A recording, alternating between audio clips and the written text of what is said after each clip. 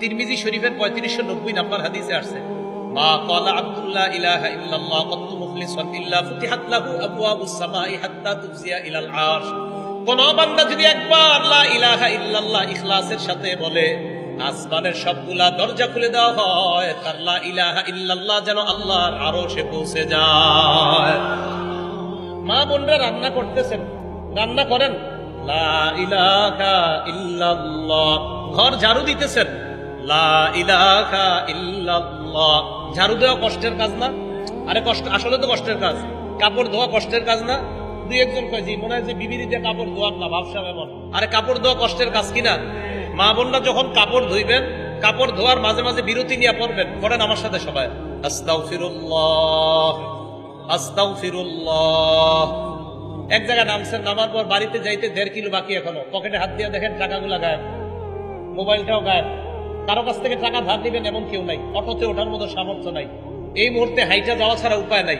প্রথমে কিছুক্ষণ দাঁড়ান, দাঁড়ায় কিছুক্ষণ আস্তাগফিরুল্লাহ পড়েন, আর ইয়াকিন রাখেন আল্লাহ আপনি কোরআনে বলছেন আস্তাগফিরুল্লাহ পড়লে আপনি শক্তি বাড়ায়া দেন। এটা আপনি কোরআনে বলছেন আল্লাহ, এই জন্য আমি কয়েকবার ইস্তেগফার করে এখন হাঁটবো, আল্লাহ মাবুদ তুমি আমাকে হাঁটার শক্তি দিয়ে দিও। আল্লাহ কোরআনে বলছে ইয়াজিদকুম কুওয়াতান ইলা কুওয়াতিকুম, ইস্তেগফার পড়লে তোমাদের যে শক্তি আছে এই শক্তির সাথে আরো শক্তি আল্লাহ সঞ্চয় করে দিবেন। তাহলে মা বোনরা কাপড় ধোয়, মাঝে মাঝে ইস্তেগফার পড়বে, আল্লাহ শক্তি সঞ্চয় করে দিবে। ঝাড়ু দেয়, মাঝে মাঝে ইস্তেগফার পড়বে, আল্লাহ শক্তি সঞ্চয় করে দিবে। কি বুঝে আসছে সবার? আল্লাহ আমাদেরকে আমল করার তৌফিক দান করেন।